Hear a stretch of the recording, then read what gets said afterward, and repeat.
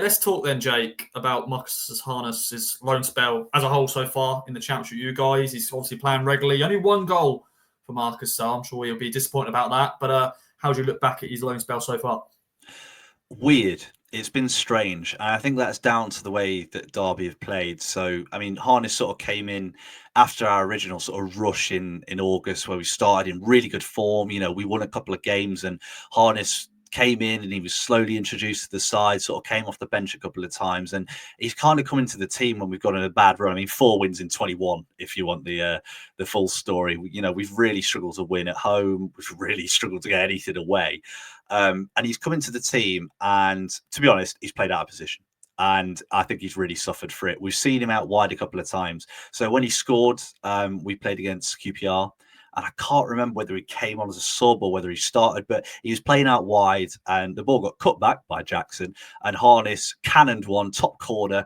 And I remember, you know, I had a great view of it as it sort of arced into the top corner in off the post. I was like, wow, what a goal. And it was only his like third or fourth game. And I thought, right, he's really going to kick on here. And when he's played out wide, he has done that. We played Pompey, and he was the best player on the pitch, I thought, by a mile. There's a really good goal that we scored. He was unlucky because it was actually an own goal in the end, so he didn't get a goal or an assist. But he ran about 20, 30 yards, skipped past a player in the box and hammered it across goal. And it took the defender putting in his own net for it to hit the back of the net. And then he set up a goal as well against Sheff Wednesday at home. He took the ball down the line, beat a player, put a great ball across, and Ebou Adams couldn't miss. The problem is that he doesn't get played out wide very often.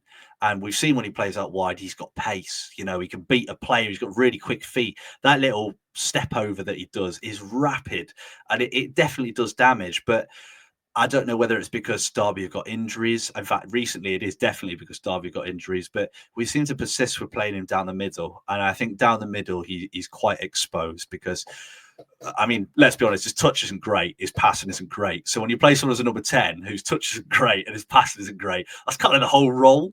And at times, I think he's not really succeeded in that role. I mean, Bristol City, we played at the weekend, we lost 1-0, and he looked completely lost in that number 10 role. Every time he got the ball, he was too weak on the ball. Players had just given him a push around. And I think, to be honest, we're just not utilising him to the best of his ability. We're playing a square peg in a round hole. And I do have sympathy for him because he's clearly working hard. He's clearly trying. I mean, I'm sure Ipswich fans will not doubt that because he wants to work hard. He grasps. He doesn't give away as many silly fouls as I was told he would.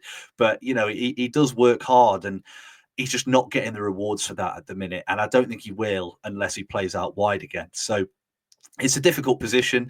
Derby, all of their centre mids are injured for some unknown reason. They all got injured at the same time.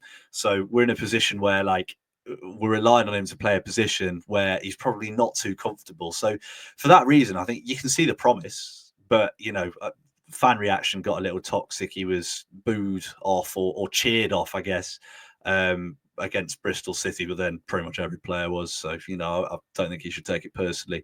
But, you know, he got jeered as he came off, which I feel sorry for him for. But again, you've just got to hope he gets a little bit of game time out wide, and we can see the best of him because we saw it against Pompey. We saw it against QPR. We need to see it again.